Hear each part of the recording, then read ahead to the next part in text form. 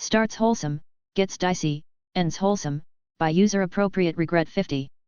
Just stumbled upon this sub and saw some similar stories, so I figured I'd share this little gem from my college days.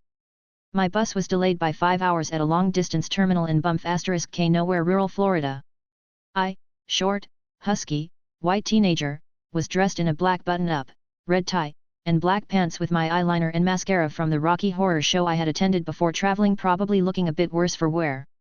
I was sitting for a decent while when I noticed that an older, probably late 60s or early 70s, lady was trying to do something on a self-service kiosk and muttering to herself in Spanish. She seemed to be getting frustrated and was darting her eyes around for employees, but the place was packed with people due to the delays at around 3 a.m., so not many were around.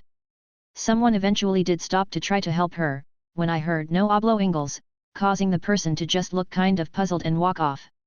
I was in my 3rd semester of Spanish at the time, so I slowly walked over and said, "Excuse me, do you need some help?" She asked if I spoke Spanish, to which I replied that I was still learning but would do my best. She clapped her chest with a literal "Dios mío," and we pleasantly worked through what she needed done and went our separate ways. Someone had taken my seat, so I was just standing around for a minute or two when I get the tap on my shoulder. I turned around to see a large white woman with an inordinate amount of luggage and a child in tow. The kid is nose deep into a DS and isn't really paying attention, but she looks me up and down with what appeared to be disgust before demanding that I get her luggage to wherever it has to go. I had no idea where that is, and was honestly super exhausted, so I start to say, "I'm sorry, but I don't W." Before I can finish, she butts in with, "Don't you F***K with me. This place is going crazy and every other employee is busy, so even an office guy or supervisor or whatever you are should be out here working with customers. I saw you help that other lady, so you can damn well help me with my bags." I raised my hands and started to explain again that I didn't know anything and didn't work there, but she was not having it and started to raise her voice a bit. At this point her child notices her volume, looks up at me with what seemed like a mixture of confusion and embarrassment, then tugs on her shirt and says, "Mom, I don't think he dot." She turns quick and gives him a snit, not even a shush, just like that loud click/hiss noise that dog whisperer guy used on TV. Then she started in on me being a lazy, unprofessional snowflake or whatever. Just then, the elderly lady comes up from the side of us, shaking her cane at the large woman and shouts in the best English she could muster, "You leave my nephew alone. He's a good boy." Big woman turned to see this old lady with straight up lightning in her eyes and the big bit of mahogany inches from her face, then just turns around and leaves with her kid. No apology, nothing.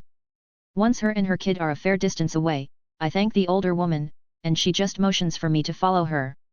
We go outside to a bench by the entrance and she offers me a cigarette as she lights one up. I say, "No thank you." She then pulls a thermos out of her purse and offers me some coffee. I once again say no, thank you, but she pours it anyway and comments about how the coffee here is so terrible.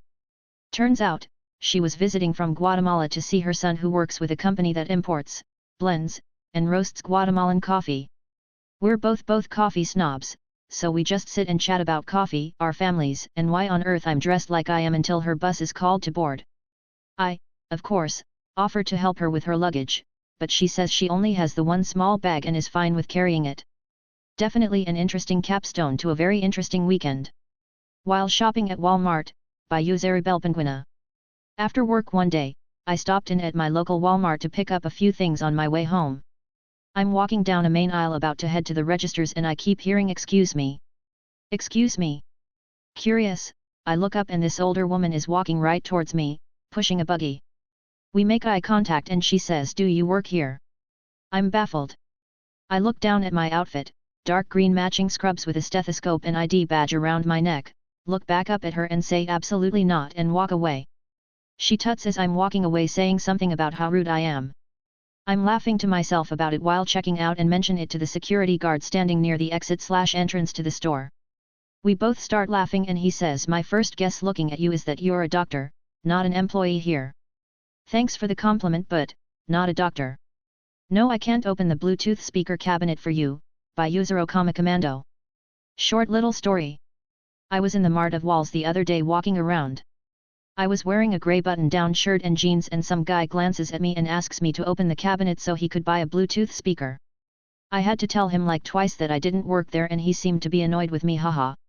People have assumed I was a Best Buy employee ever since I was a teenager and it never bothered me. I actually felt slightly bothered that he thought I worked at the Mart of Walls. I guess that's my pride talking, haha. Leave it to me, by user Q007. This isn't my story but the someone who works with me. We work for a retail drugstore chain. I'm going to call my colleague Jane. Our store is 24 hours. I work the morning shift, Jane works the overnight shift. We're both shift supervisors. In recent months shoplifting has become a very bad problem. Monday through Friday between 4 am to 5 am overnight has a frequent customer come in. Let's call her Amanda. Amanda works as a security guard and is in her uniform. She comes into the store before going to work to buy some soda, snacks, and cigarettes. She's quite friendly and the staff knows her by name. This particular morning Jane has her eye on a suspected shoplifter, SL. There's a woman somewhere in her mid-20s with a large bag and she's stuffing it with hair products, makeup and other items. Amanda tries to say hi to Jane but Jane signals that she has her eye on someone. Amanda mouths, "Leave it to me." Amanda follows the woman for a few feet then the following conversation happens. Amanda, finding everything okay? SL, yes everything is great. Amanda, peering into the woman's bag, are you shoplifting? SL, frightened voice, yes. Amanda, I advise you stop and return all the stuff in your bag before I call the police. Amanda starts to take out her cell phone. SL dumps everything in her bag in the middle of the aisle and quickly runs out the door. As SL is dumping her stuff Amanda tells her I'd better not see you in this store again or I will call the police and report this incident. Amanda informs Jane about the pile of merchandise and proceeds to do her shopping. At the cash register Jane and the cashier are thanking Amanda profusely for her stopping the shoplifter.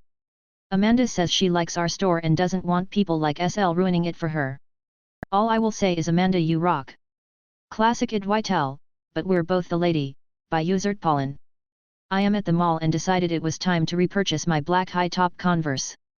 Walked into the shoe store and saw a group of workers chilling in the center of the room.